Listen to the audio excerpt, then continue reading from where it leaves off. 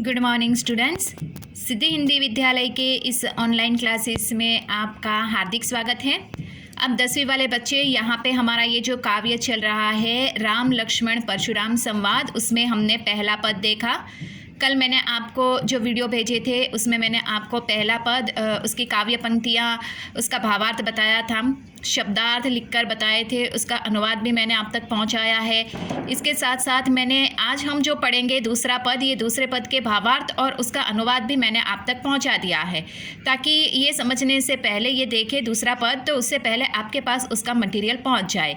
ठीक है, अब थोड़ा सा रिवीजन कर लेते हैं कि कल हमने जो पहला पद देखा उसमें हमने देखा कि परशुराम जी धनुष्य के टूटने के कारण यहाँ पे बहुत गुस्से में आ जाते हैं और राम जी से कहते हैं कि आप मुझे बताइए कि शिव जी का धनुष्य किसने तोड़ा है। अगर वो सहस्त्र बाहुबल के समान होगा तो भी वो मेरा शत्रु है। सेवक का काम करता है तो वो सेवक तो सेवा ही करता है, लेकिन जो ऐसा काम करेगा उसके साथ तो यहाँ पे वो मेरे शत्रु के समान ही होगा। उसके साथ तो शत्रु का काम करने वाले के साथ तो लड़ाई होगी और सहस्त्र बाहुबल के समान वो मेरा यहाँ पे कुछ नहीं कर पाएगा। वो अगर उसने ये धनुष्य तोड़ा है तो वो समस्त सभा में अगर कोई ऐसा है तो वो ये सभा का त्याग करके वो बाहर आ जाए, वरना इस सभा में उपस्थित सभी राजगण मारे जाएंगे। लक्ष्मण जी परशुराम जी की ये बात को सुनकर हंसते हैं और उनका अपमान करते हुए कहते हैं। उस समय परशुराम जी बहुत क्रोधित हो जाते हैं। तो ये हमने पहले पद में देखा था। अब बच्चों यहाँ से हम दूसरे पद की शुरुआत करते हैं। आपके पास कल के वीडियो में मैंने इसके भावार्थ और इसका शब्दार्थ पहुँचा दिए थे। ठीक है, तो अगर आप अपनी कॉपी में लिखकर उसको रखोगे तो सबसे ज़्यादा अच्छा होगा। अब यहाँ पे दूसरा पद जो है, लखन कही हंसी हमरे जाना, सुनहो देव सब धनुष्य समाना। लखन यानी लक्ष्मण हंसकर कहते हैं, लक्ष्मण हंसकर कहते हैं, सुनहो देव सब धनुष्य समाना। हे देव, परशुराम जी से कहते हैं, हे देव सुनिए, मेरी समझ में तो सभी धनुष्य एक समान है। हमरे जाना यानी मेरी समझ में। लक्ष्मण हंसकर कहते हैं कि हे देव सुनहो यानी सुनिए, मेरी समझ में तो, हमरे जाना यानी मेरी समझ में तो सब धनुष्य समाना, समाना यानी एक समान, सभी धनुष्य एक समान है। का क्षति लाभो जिन धनु तोरे, देखा राम नयन के भोरे। का क्षति, क्षति यानी यहाँ पे इसका मतलब क्या होता है, क्षति, हानि। लाभो यानी लाभ, जुन यानी पुराना। यहाँ पे परशुराम जी से लक्ष्मण कहते हैं कि ये पुराने धनुष्य के टूटने से, तोरे यानी टूटने से क्या लाभ क्या हानि। यहाँ पे लक्ष्मण जी कहते हैं परशुराम जी से कि ये पुराने धनुष्य के टूटने से क्या लाभ क्या हानि। देखा राम नयन के भोरे, राम जी ने जब इस धनुष्य को देखा तो उनको ये कैसा प्रतीत होता है, पुराना।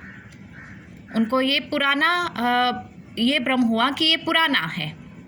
छुवत टूट रघुपति हु न दोषु, मुनि बिनु काज करिए कतरोषु।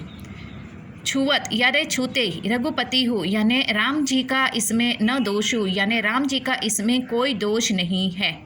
उनके छूते ही यह धनुष्य टूट गया। कौन कहता है ये, लक्ष्मण।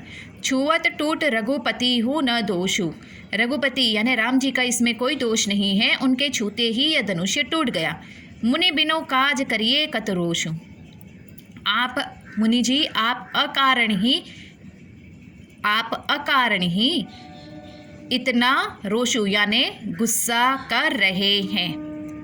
आप अकारण ही इतना गुस्सा कर रहे हैं। बोले चिते परशु की ओरा, लक्ष्मण की ये बात सुनकर परशुराम जी अपने फरसे की ओर देखकर बोलते हैं, रे सठ, सठ यानी दुष्ट, सुने ही स्वभाव न मोरा। हे दुष्ट बालक, तूने मेरा स्वभाव नहीं जाना, नहीं समझा। बालको बोली बधो नहीं तो ही, केवल मुनि जड़ जान ही मोही। बालक समझकर बधो यानी बालक, बालको यानी बालक, बधो यानी यहाँ पे समझकर, बालक समझकर मैंने तुम्हें नहीं मारा है, तुम्हारा वध नहीं किया है। बोली यानी समझकर, बालको यानी बालक, बोली यानी समझकर, वधो यानी वध। बालक समझकर मैंने तुम्हारा वध नहीं किया है अब तक, केवल मुनि जड़ जानहु मोही।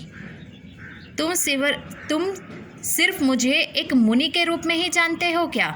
मोही यानी मुझे, तुम सिर्फ एक मुनि नाम के जड़ शब्द से ही जानते हो क्या मुझे? बाल ब्रह्मचारी अति कोही, मैं कैसा हूँ? परशुराम जी कहते हैं कि मैं बचपन से ही बाल ब्रह्मचारी, अति कोही, कोही यानी क्रोधी, और अत्यंत क्रोधी हूँ। विश्व विदित क्षत्रिय कुल द्रोही, इस समस्त विश्व भर में, विश्व विदित यानी समस्त विश्व भर में क्षत्रिय कुल का, क्षत्रिय वंश का सबसे बड़ा मैं शत्रु हूँ। विश्व विदित यानी समस्त विश्व भर में मैं क्षत्रिय कुल का सबसे बड़ा शत्रु हूँ। भुजबल भूमि भूप बिनु किन्ही, विपुल बार मही देवन हन दिन्ही। भुजबल, परशुराम जी कहते हैं कि मैंने अपनी भुजाओं के माध्यम से कई बार, भूप यानी राजा, भूमि यानी पृथ्वी। परशुराम जी कहते हैं, ध्यान से सुनिएगा बच्चों, परशुराम जी कहते हैं कि मैंने अपने इस बाहुबल के प्रयोग से इस पृथ्वी पर रहने वाले राजाओं को परास्त किया है, इस पृथ्वी को राजाओं से मैंने रहित किया है। विपुल बार मही देवन हन दिन्ही, और अधिक मात्रा में कई बार, और अधिक मात्रा में कई बार मही देवन ह दिन्ही, मही देवन ह यानी ब्राह्मणों, ब्राह्मणों को दिन्ही यानी दिया है। सहस्त्र बाहु भुज छेदन ही हारा, परसु बिलोकु महिप कुमारा। अब यहाँ पे परशुराम जी कहते हैं कि सहस्त्र बाहुबल जैसी 1000 भुजाओं को मैंने काटा है, अर्थात नाश किया है। अपने फरसे से मैंने सहस्त्र बाहुबल की 1000 भुजाओं को मैंने अपने फरसे, परसु बिलोकु यानी फरसे से, हे राजकुमार, मैंने अपने सहस्त्र बाहुबल जैसी, इस प्रकार की जैसे 1000 भुजाओं को मैंने काट के रख दिया है, अर्थात उसका नाश किया है। मातु पित ही जनी सोच बस करसी, महिष किशोर, महिष किशोर यानी राजा के पुत्र। हे राजा के पुत्र, तू अपने माता पिता के बारे में सोच का कारण मत बन। हे महिष किशोर, देखो महिष किशोर यानी हे राजा के पुत्र, मातहु पितहु जिन सोच बस करसी, यानी तू अपने माता पिता की सोच का कारण मत बन।